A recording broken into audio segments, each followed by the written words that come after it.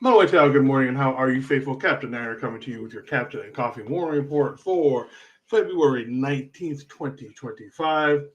I know the original idea was to keep these underneath 5 minutes every day, and I know we got go over 5 minutes quite a bit, but today's should be under 5 minutes. Shouldn't be too much going on today. So let's go ahead and get right into it so you guys can go about your day.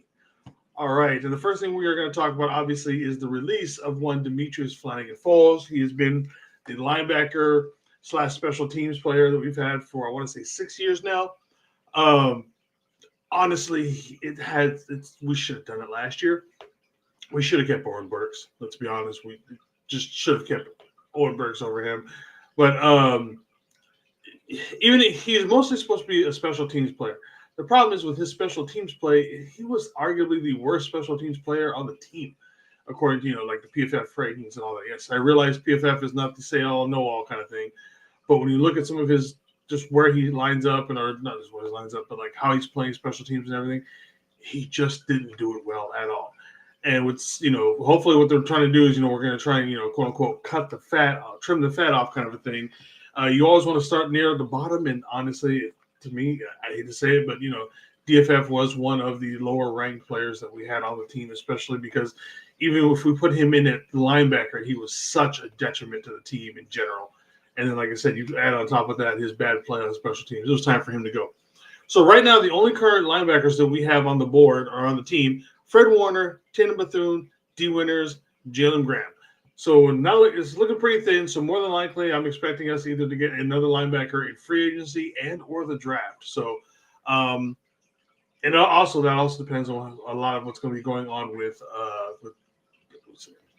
Dre Greenlaw. Okay, I forget Dre's name. But yeah, so all that also depends on what's going on with him. All right, and the second thing of note, and this is from Coach Yak over on the Twitters.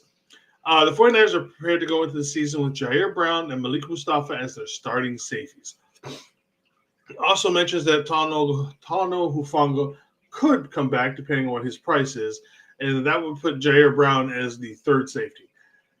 If we go into next season, like I said, Jair Brown, I liked him, had a great rookie year, and then had such a decline last year. So they're expecting him to have one hell of a bounce back year. I'm just with how bad he was at times last year, I'm a little uncomfortable starting Jair. He's going to be one of the starting safeties for the entire year. That just makes me a little uncomfortable.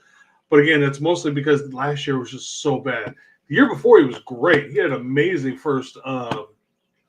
His rookie year, he's really good, but then afterwards, just complete nothing out of it. From last season, and then obviously with Malik Mustafa, obviously we've got someone that we are just going to have around for more than likely a few years, kind of a situation. So we're good on that. Bringing Huff back, I would definitely like him to be someone above Jair. But even with Huff's starting, with his injuries and stuff like that, starting to pile up a little bit.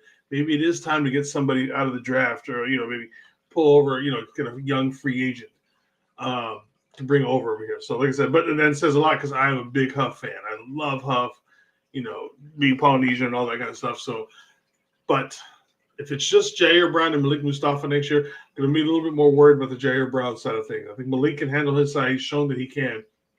And we just have to hope that Jair Brown comes back in his to his rookie year. Like I said, we're going to keep this underneath 5 minutes. So let's go ahead and end this one today. And please make sure to use the link down below to get your Jerry Rice Gold Can Tropical Berry Juice. It's still available over there. The good folks over the Goat Fuel. Make sure you get that and all the other good flavors that they got over there. The link saves you 10%, puts some money in my pocket, and everybody's happy. As far as Niner Faithful Radio today, we do not have anything else going on today on the network unless some crazy breaking news shows up, and then I've got nothing else personal to come on again unless something crazy shows up. So until tomorrow morning, Faithful, 5